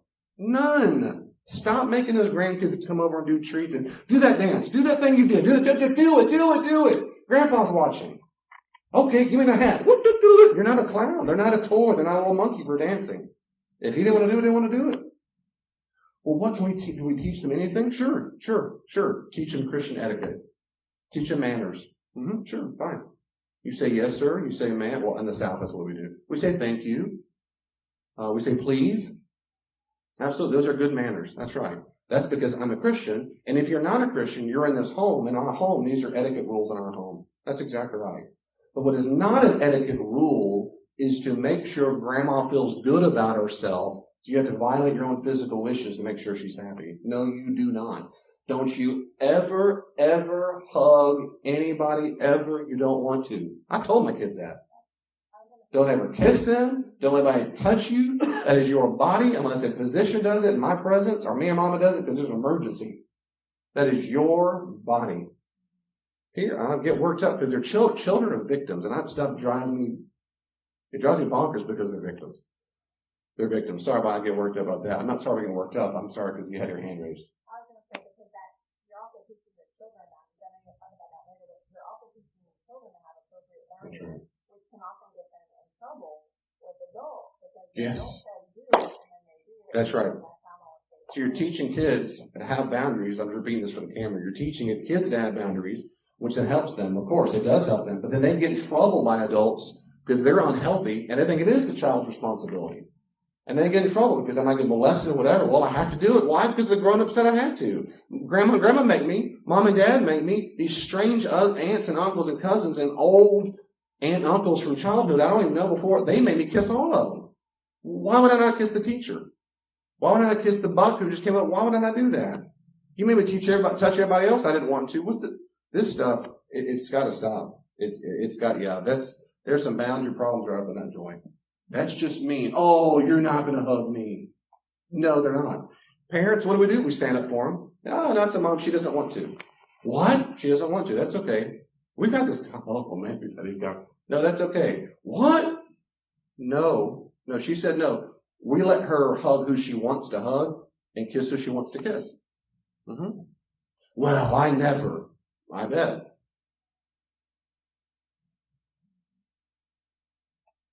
I don't defend myself. My kids. You're saying the transactional thing, especially if you're the child and you're talking to your parent or your grandparent and you're having to change your role to be an adult to adult. That's right. Yeah, that's a whole other thing about transaction analysis. Yeah, if you're talking to a parent or grandparent, they're talking down to you. You should let your child do blank. No, I shouldn't. I respond like an adult. No, that's not what we do. If you're healthy, you do it that way. If you're unhealthy, you turn into the critical parent. Don't tell me what to do with my kids. Now we got two critical parents yelling at each other. And always they will get at it until someone loses or someone leaves the room. That's it. Two critical parents getting at it. And if you're that other person who turns a critical parent because you get at it, it's your fault. It's not your mom's fault. It's not your daddy's fault, your grandma, grandpa, Jesus' fault. It's because you converted that critical parent to buck up. Don't you talk down to me. I'll talk down to you. That's your own issues, not your mama's issues. Number 3, take full responsibility for what you contribute to the relationship problem. You just have to. You just have to say, look, what have I done? I completely disagree with therapists and pastors and everyone I've ever heard in my life who say, there's always two sides to every story. That's nonsense. What that really means is there's at least 2 equally valid points in there from different perspectives. That is absolute nonsense. If that were to be true, it would mean there are no genuine victims. There are genuine victims. She got raped. What was 2 sides to every story? What was she wearing? That forced him to put that thing inside of her when she didn't ask for it. How much was she drinking?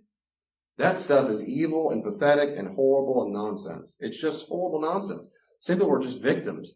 That guy ran over my lawn and smashed him. Where were you standing in your lawn? There's 2 sides to every story. No, it's nonsense. And spousal relationships are no different. I've had spousal relationship issues, communication issues, where there were 50-50, 80-20. Absolutely. Absolutely. If you have something to own, own it. But if you don't have something to own, don't own it. Oh, I must have done something. He's crazy. He needs meds. He's got a disorder. She's done blank. She's wounded, brother. You didn't do anything wrong. It's not your fault she cheated on you. It's not your fault he beat you. It's not your fault. So if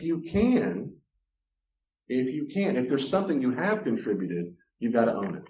You've got to own it. I'm out of time. You've got to own it. 4, discover the origins of the conflict. Why have you let this person violate this boundary for this long? What need are you trying to get met? Is there something in your past that is unresolved, especially from childhood? You need to think very carefully about that. Well, he does this. How long has he done it? 23 years. Why do people let him do that? Why is it okay with you that he treats you that way? It's not okay. Yes, it is. No, it's not. Yes, it is. How long has it happened? 23 years. Why is it okay with you? It's not. Yes, it is. You've allowed it for 23 years. What is it? What need? No need, because I hate it. No. So in counseling, we got to work on this to figure out what's going on. There's a reason why you allow this. Because, and I'll tell them, if I were in your shoes, if anyone ever spoke to me the way he spoke to you the first time, we'd have a come to Jesus talk. And the second time, it would never happen. We're done. I don't let people like that talk to me. But you do. Why is that? Why is that okay? And then usually there's oh, I never thought of it that way before. I don't let people call me those names. Why do you let him call you those names? He doesn't mean it. No, that's not a good one. So figure out what's going on, the origins. You might need a counselor for this. You might need a therapist. Great, get one. So what? Get to work. No problem. No problem. Number 5, have a trusted same-gender person or support group from which you can gain support and encouragement. If you have real problems with this, find some help. Find some supporters who can encourage you, challenge you, say, hey, don't give up. Well, David, they become a nurturing parent? Yes. That's right. That's right. When you're doing the right thing, you want a hero. You want a champion who says, don't give up, keep going, keep running the race. That's good. It's appropriate. Encouragement's a good thing. 6, practice baby boundaries, especially with safe people. You practice saying it, baby, baby, baby all the time. Baby steps, always good. 7, say no to the bad in your marriage. Say no to the bad in your marriage. First, reinforce that you're committed to the relationship, and then state clearly what the change will be. Communicate clearly that you will no longer tolerate the boundary violation. This is not about making the other person change. It's about stating how you will be changing. It's very important. From now on, I will slap you in the face if you don't pick up those dirty socks. That's not a boundary problem. That's your problem. From now on, I will be getting a broom and I will be sweeping all of your dishes, your socks to your side. I won't do that anymore. I'm not paying for stuff anymore. Just give me a heads up. What got into you? You're different. Thank you very much. I've been working hard at that. Any other questions? It's just a statement. I'm going to change. Here are the changes that are going to be taking effect. Because you refuse to leave on time, we're going to drive separately from now on. No, yeah, I will. Just give me a heads up because it calls it late, calls us.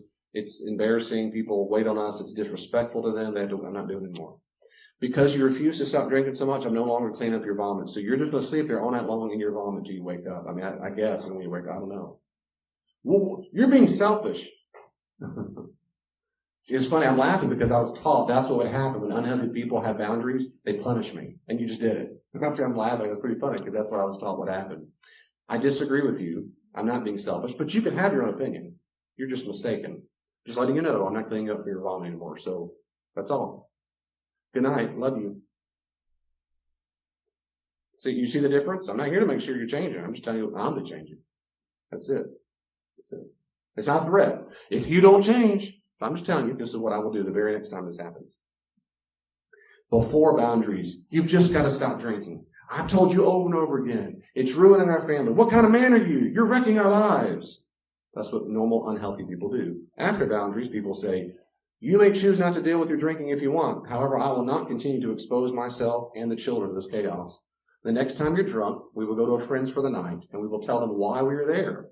I'm extremely angry that you refuse to make healthy changes that affect us all. Your drinking is your choice. What I put up with is mine.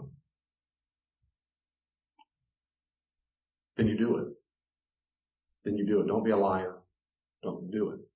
Before boundaries, you're a pervert for looking at that stuff because there are little ears here. You're a pervert. You're so degrading. What kind of a sick person? After boundaries, I'm not going to choose to share you that way with naked women in magazines or online. It's up to you. I'll only sleep with someone who's interested in me. You need to make up your mind and choose. Now, that might need to get therapy. They might even go to AA meeting. They might even do a support group. Fine. He or she will do it if they want to get better. If they don't, you'll know the answer.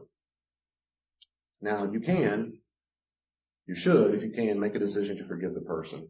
I've got a whole thing on forgiveness on my YouTube page called Grief and Forgiveness. I got a whole study on that. It's 3 weeks on it. Forgiveness means to cancel a debt. It's no longer wishing for someone to be punished. Now, it takes time to heal from the wounds, but deciding to forgive means to choose to take the steps to help you forgive. That's all that means. So you might need to pray, counsel, journaling. That's fine. You're making the decision to forgive. You might have to snap your fingers and you no longer feel all the emotional wounds. If it's a deep wound, it's going to take a long time to process it. Fine. But Christians make up their mind to forgive. They make up their mind never to hold grudges. They make up their mind. Either that takes them 6 months, 6 years, or it takes them 6 seconds. They make up their mind to be like Jesus. Jesus commanded us to forgive, and he forgave us. And we make up our mind to say, I'll do my best. I don't want you to be punished. I'm not going to keep this anger and resentment all the time. You might go to a therapist. You might need some meds. You might need whatever, but you want to work through that process. And don't forget, divorce is not a boundary in marriage. It means you've ended the marriage. So that's not a healthy boundary. I just couldn't take it anymore, so I got divorced. I didn't, David, that boundary class at work because I got divorced. That's not a boundary. You ended the whole marriage. That's not a healthy marriage. It is a healthy boundary if you're in a very toxic marriage. Then it's an appropriate boundary. What I'm talking about here in general is that outside of normal routines of spousal relationships, if you're in a relationship where someone refuses, they have addictions, they have violence. I did a whole sermon on divorce. So, I mean, there are times where it is legitimate to get divorced. And you can listen to my sermon or podcast on divorce on that. All I'm saying is in those toxic situations, if they don't repent and don't stop, then you have the right to say, no, I've got to have a big fat boundary for the rest of my life because you're bringing me down, burning ship. But most couples, in my experience, never had any reason for divorce. And I mean, I've heard all kinds of whoppers, and none of them were good reasons. Of the group of people who I think shouldn't get divorced, they should have got divorced, but the vast majority should not have. And of the ones I've heard some stuff, reasons why they were horrible. Any questions or comments about that? And we're done. Thank y'all for being good listeners. And we're done. Any questions? Any comments? So, if you were gonna say this in a single sentence overview, the idea is that you're claiming responsibility for your own actions and feelings and everything, and not someone else's. So to have that healthy boundary, you would stop judging their actions and stuff like that. So like the examples you had on the other page, when they're doing things that make you upset, you in reality should say, it is your choice. It is not my responsibility to be burdened by your choices. I claim my own actions and accept that. And I hope you decide to change, but it's not my responsibility anymore. Is that kind of right? I wish they could hear everything you just said. You said it very, very well. Very, very well. That's right. A good summary. I hope you change. I want you to change for your own good, but I'm not responsible for it. Like you said, I'm just repeating for the camera. You're exactly right. I choose to let go of the moral responsibility I have felt, the burden I have felt for your choices. And typically we feel burdened, not for their good choices, right, but for the bad ones. Yeah. And that's difficult when people we care about and we love. It's very difficult to see people we love make self-destructive choices. It's difficult. Good. That means we're not a cold-hearted sociopath. We want to care about them. Yeah. Caring about them is different from feeling responsible. Losing sleep at night, taking meds, being a nervous wreck, biting your nails. How are they doing? Yeah, you are bad boundaries. That's right. So we don't take responsibility for them. I hope you do. I want you to change. I'm here to help you if I can in ways that are good for me. I can support you in your addiction. I can support you in your overworkingness. I can support you. I pray for you. Breaks my heart. I feel sadness for you for doing those things. Makes me sad. I know a lot of people, it's very appropriate to cry, to grieve, journal about that other person's bad choices. It makes us sad. We don't want to see people we love and care about make dumb choices. Especially if they're just wounded. They learn that from childhood. I mean, it's just sad. It's genuinely sad. That's my general disposition, and most Christians are. The general disposition is empathy. It's harder when they're hurting us. Our defense mechanisms pop up, and our general defense will be anger. Who are you to violate and attack me? That's normal. Well, if we can get past the anger to see that they're probably doing this because they're wounded, it helps trigger our empathy, which is a little more than the nurturing parent to say, some child or baby, like that person, Walmart, where are the people around here? Right? Seem like in diapers versus the little baby's sad right now. He feels all alone. He's not getting the help he needs. So I feel sorry for him. At some point he learned to be, so that it helps in spouse relationships. So I feel sorry for you. I feel a little mad, but I'm not responsible for that. I hope you get the treatment you need. Well, you need to come. No, I don't need to do anything. You do. I would do it if you drove me. Okay, I understand you, but I'm not doing that. I thought you were a Christian. Oh, I am. Well, then why don't you drive me? I don't want to. Well, you don't care about me? Well, of course I care about you. Then why don't you drive me? Because I don't want to. Just to be clear, I do things that I want to do because I do things freely. And to make that commitment for you means I have to stop doing other things. Because my time is limited, my time is very valuable. So that's why there's many things I don't do with my life, and that's why I don't want to do with it. Why do you not care about me? Well, I've already said that. I do care about you. I'm sorry you see it that way, but I do very much care about you. What am I supposed to do? Do you mean about our conversation, or do you mean how do you get to the location for the AA meetings? Yeah. I mean, I don't know. Do you want me to help you brainstorm ways to get transportation? Is that what you're asking me to do? I mean, I guess. I mean, what do you want me to do? What do I want for you to do? I want this best for you. I hope you get all the treatment you need. Well, how am I supposed to get there? Or back to that. I'd rather, you could call a cab, call Uber. I guess you could start walking. You could get a bike. You could run. You might ask another friend. I mean, there's all kinds of things you can do. I don't know doing that stuff. Okay. Well, I hope you do one day for your sake. Anything else? You see that? You know what I'm saying? That's just, and if it works, so okay, I'll take you. If it works, it's because you gave it. You fell to manipulation because you were anxious and because you didn't, not you, a person, means they didn't have the emotional tools, the wherewithal to have the maturity to see what's going on. And to have, no, that's their anxiety, that's their addiction, it's their problem. Adults grow up and find ways to get there. Except when they're genuine victims. Very different. Very different. Very different. I've been going to AA for a while, but I had the car wreck. You did have the car wreck, exactly. Dude, I'm probably for like 3 weeks they told me the shop. After that, I'm never asking you again. And you know their patterns. You go, he's probably telling the truth. He did have a car wreck. And I'll take it. Okay, I will take you 3 times. But you're not taking the 4th time. Well, this time, man, I'm sorry, but I can't do that. Well, you're free, aren't you? I'm not sure what I'm going to do that night. I don't know. Well, then why can't you take me? I don't want to. I don't make that commitment right now. Why not? You see, we're back to that again. When people drill me like that, they don't do it often. Because my own rule, this is for me, on my 2nd time of explaining myself, I stop.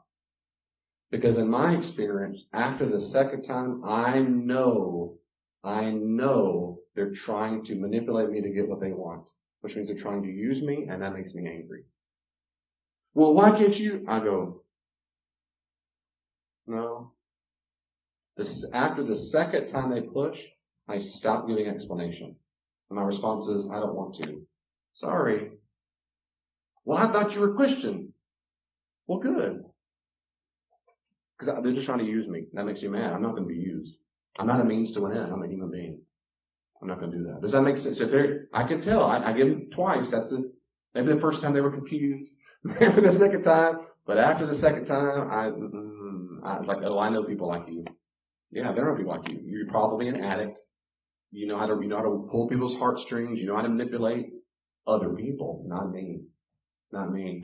I'm sorry that you're in that situation, but I'm all sorry for you that you're that unhealthy and you refuse to get help. And it helps me too, frankly, me, having grown up in a situation with my parents are divorced. One of my parents has serious psychological disorder. We're on food stamps and poor and broke and scared for years that I'll never have enough food to eat. I went and got 3 degrees and I'm still paying for the loans. No one handed me anything. I graduated with a 4.0, went to college. I worked my rear end off. So I mean, I'm compassionate. I mean, I didn't control that God gave me a mind and brain at the same time, but my working hard. I mean, I guess the point is, I don't hear a lot. Sometimes I'm the right word here. The nonsense that people will sprout out to try to get things work. I go, man, I hear you though. Like you're trying to con.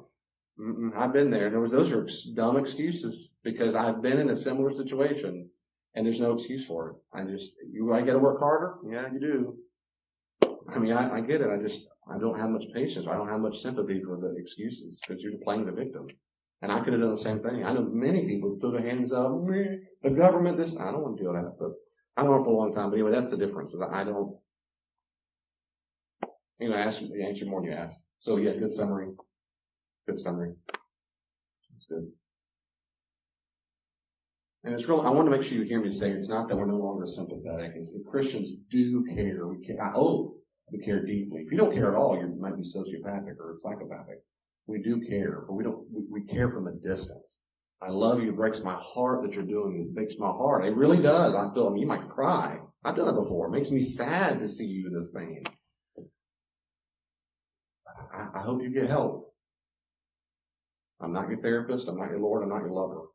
I'm not those things. And so I hope that, okay. Any other questions or comments about that? Anything at all? David, I'm not there yet. I'd be scared to death if I said what you just said. All right. That's back to what you need, a support group, right? Get a person or support group who can help you. Say, David, I've got to have that boundary talk with my brother or my spouse. I'm scared to death. Well, good. Come to me. I'll be happy if you want, or find someone else you like better. And I will role play. I've done this a trillion times. Role play with me. I'll be you on your best day, and you'll be your brother. You'll be your spouse. You'll be your wife and husband. And I'll pretend to be you if you did it just right. I'm serious. I have people record them. I have them record on their phone. I've done it where they've taken notes, and they rehearse, and it gives them all that. And then the conversation happens, and then it's like, man. So, I mean, really. And I used to do the same thing. I used to go to people I trusted and say, okay, I'm thinking about, that's it. So go to people like me and extend their favor. If you can't do it right now, that's fine. Get the help.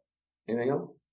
Well, I'll wrap up and pray for us, and then if you have questions, we'll chat. Thank you, God, very much for again, as usual, teaching us. Help us, Lord Jesus, as I ask every week. Help us love well, love ourselves well, love our neighbors as ourselves, and our enemies too, of course.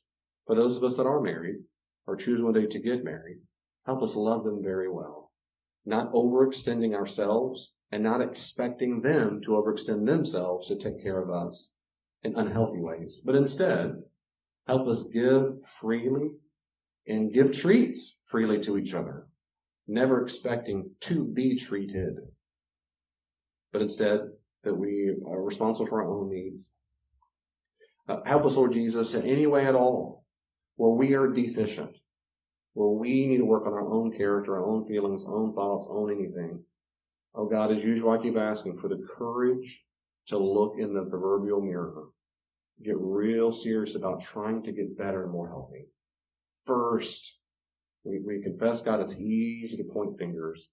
It's so much easier. It feels safer to blame everyone else around us for our miscomings, our deficiencies. Please help us stop doing that. I know people can do wrong things, but help us own whatever we can own of our own problems. We give those to you. Please help us give them to you and not take them back. Help us have the courage to tell it to our spouse or even our good friends to say, man, I need to work on this. I need help, and I own it, and I failed you, and I'm sorry, and I need your forgiveness. And I want to do better. And I'm going to do these steps to get better, God. And I know the step has to be through your empowerment and through your strength to get better. For those tonight who are watching online or listening to my podcast in their vehicle or whatever it is they're doing later on down the road, Lord Jesus, help them not give up.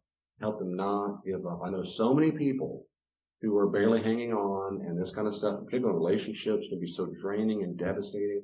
Please help them not give up. Knowing that you can heal anything. And it brings me such joy from my perspective, having seen people come from the pits to on the mountaintops because they have put this into practice, trusted you, and given the journey the time it takes to heal. I'm so glad, God, that you're so loving and that you're in the changing lives business because you're so perfect at it. Help us trust you in that process and not give up. In the name of Jesus we pray. Amen.